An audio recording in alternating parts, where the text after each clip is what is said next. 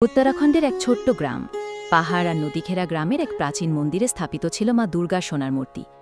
সেই মন্দিরের কাছেই থাকত এক সাদাসিধে মেয়ে শিবাঙ্গী। দিনের বেলায় শিবাঙ্গী মাঠে কাজ করত। তার বাবা পঙ্গু, হাঁটতে পারতেন না। মা লোকের বাড়িতে কাজ করে সংসার চালাতেন। গ্রামের মানুষ নানা কথা বলত, কারণ রাত হলে শিবাঙ্গী হঠাৎ অদৃশ্য হয়ে যেত। কেউ জানত না সে কোথায় যায়। একদিন চোরেরা মন্দিরের সোনার মূর্তি চুরি করতে এলো। হঠাৎ শিবাঙ্গী বাইকে চেপে এসে চোরদের ধরে ফেলে এবং পুলিশকে খবর দেয়। কিন্তু গ্রামের কেউ জানল না কে এই রহস্যময়ী নারী। পরের দিন থেকে শিবাঙ্গীকে গ্রামের কেউ আর দেখতে পেল না। 1 সপ্তাহ, 2 সপ্তাহ কেটে গেল। গ্রামের সবাই ভাবল সে কোথায় হারিয়ে গেল।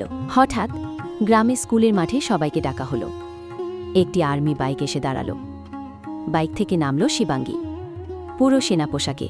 শিবাঙ্গী মাইক হাতে নিল এবং বলল, এই আমি সেই শিবাঙ্গী যাকে আপনারা বলেছিলেন গ্রামকে অশান্তিতে ফেলে দেবে। কিন্তু আমি প্রথম চেষ্টাতেই আর্মি অফিসার হয়েছি। আমাকে মন্দিরের সোনার মূর্তির নিরাপত্তার দায়িত্ব দেওয়া হয়েছে। এজন্য আমার পরিচয় গোপন রেখেছিলাম। মা কান্নায় ভেঙে পড়লেন আর বাবার চোখে আনন্দে জল গড়িয়ে পড়ল। গ্রামের সবাই অবাক হয়ে তাকাল। শিবাঙ্গী ছিলেন আর্মি পুলিশের গোপন অফিসার, যিনি মা দুর্গার মন্দিরের নিরাপত্তার জন্য গোপনে দায়িত্ব পালন করছিলেন। আজও গ্রামের মানুষ বলে, যে সত্যিকারের ভক্ত সে শুধু প্রার্থনা করে না, কাজ করেও দেবীর আসর রক্ষা করে। জয় মা দুর্গা।